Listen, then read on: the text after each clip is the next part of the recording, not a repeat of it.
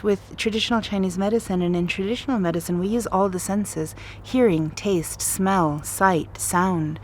So as the person is sitting with me and we're talking, I look at their demeanor. So sometimes the person will come in and they'll say, I'm asking them, well, how have you been? They'll give me something kind of like, oh, well, everything's been fine. I've been feeling better. But deep down inside, I can tell something is not, they're not actually telling me the full truth. But until a person feels safe, why would they tell me the whole truth? Until they feel that they can trust me, why would they tell me how much water they drink every day? Because if there's judgment there, or if there's a feeling of, well, now you're just going to tell me, and I hear it so often, so does this mean I'm going to die? That's one of the most common questions, and it's so heart-wrenching for me, because the truth is medicine should be about uplifting people, about seeing what their needs are and providing them with those supports, not coming from a fear-based approach that tells them, I have the power and I'm going to fix you. That kind of healing is very short-lived, because then the only source of power is from that person.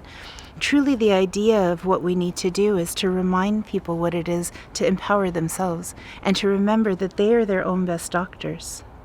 I can help. I'll be there. And we have a community of resources of people who can help. And if it's not myself, well, then clearly I'll say, you need this person, or let me reach out to this person, because it's not personal. Healing is not, it's not personal. If they don't receive something from me, if there's not a connection there, because it's what their needs are. If your mother told you, okay, son, it's time for bed, let me make you some tea, and that'll help to settle your stomach, it'll help to calm your nerves, and you sit with your child and you give it to them.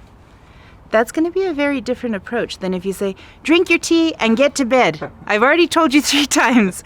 There's a very different energy. It's a very different approach. And so they are truly one and the same.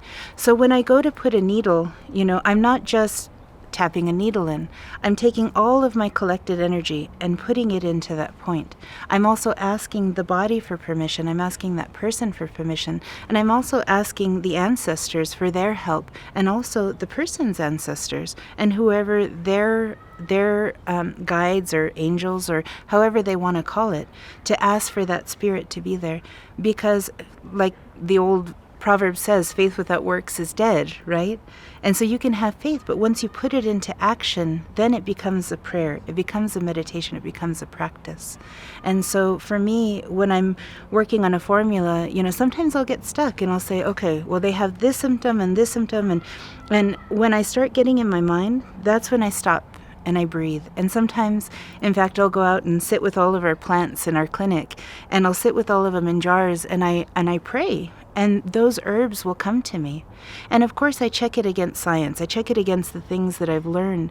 But knowing also to listen to the spirit that guides those herbs to the person.